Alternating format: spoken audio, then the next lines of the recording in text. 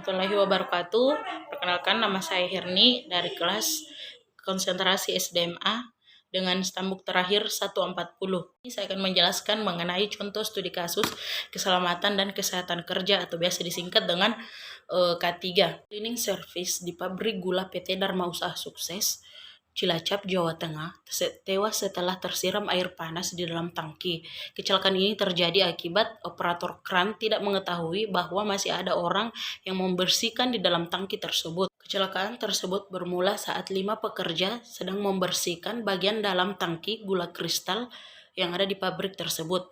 Tiba-tiba kran yang ada di atas dan mengarah ke dalam tangki mengeluarkan air panas yang mencapai sekitar 400 derajat Celcius. Akibatkan keempat pekerja yang ada di dalamnya tewas dengan kondisi yang mengenaskan karena panasnya uap. Menurut salah seorang rekan pekerja, air panas tersebut mengucur ke dalam tangki setelah tombol kran dibuka oleh salah seorang karyawan pabrik karena operator kran tersebut tidak mengetahui jika pekerjaan yang ada di dalam tangki belum selesai. Analisis kasus. Jika ditinjau dari faktor penyebab kecelakaan kerja, penyebab dasar kecelakaan kerja adalah karena human error, yaitu istilah yang biasa kita dengar saat terjadi kecelakaan kerja atau terjadi kecelakaan transportasi. Yang dalam hal ini kesalahan terletak pada karyawan operator kran tersebut. Tapi kecelakaan yang telah menewaskan 4 orang ini seharusnya sang operator kran bersikap lebih hati-hati dan teliti dan benar-benar memastikan bahwa tangki gula kristal tersebut telah kosong serta aman untuk dialirkan air ke dalamnya. Maka mungkin kecelakaan kerja tersebut tidak akan pernah terjadi. Serta karyawan yang memasuki tangki tersebut harus lebih berhati-hati dan memakai alat-alat pelindung diri agar terhindar dari bahaya kecelakaan kerja. Kemudian penyebab kecelakaan yang lain adalah kurangnya pengawasan manajemen dalam bidang kesehatan, keselamatan, dan keamanan pada perusahaan tersebut. Sistem manajemen yang baik seharusnya lebih ketat pengawasannya terhadap alat ini karena menyadari alat ini memiliki risiko yang lebih besar untuk menghasilkan loss atau kerugian. Beberapa tindakan manajemen yang bisa dilakukan adalah dengan meletakkan kamera-kamera di dalam alat tersebut sehingga operator kran dapat memastikan bahwa benar-benar tidak ada orang di dalamnya.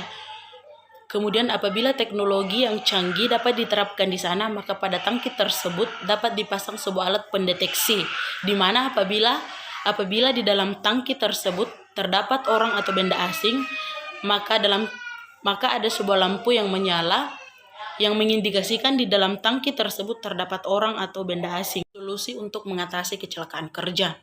Ada beberapa solusi yang dapat digunakan untuk mencegah atau mengurangi risiko dari adanya kecelakaan kerja.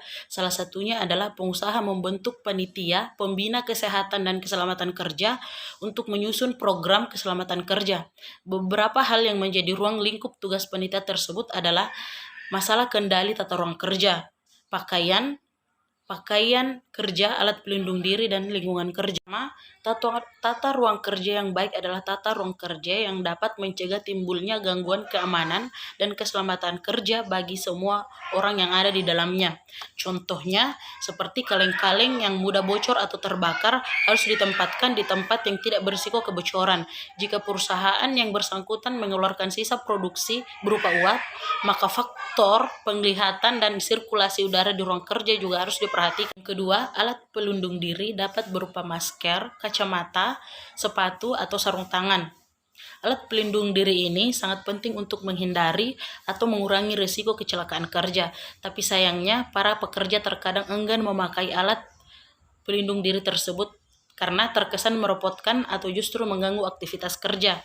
Dapat juga karena perusahaan memang tidak menyediakan alat pelindung diri tersebut. Kemudian yang keempat, mengikut sertakan semua pihak yang berada di dalam perusahaan ke dalam asuransi. Mungkin itulah yang dapat saya jelaskan mengenai contoh kasus ketiga dan analisa kasus serta solusi yang ditawarkan. Wassalamualaikum warahmatullahi wabarakatuh.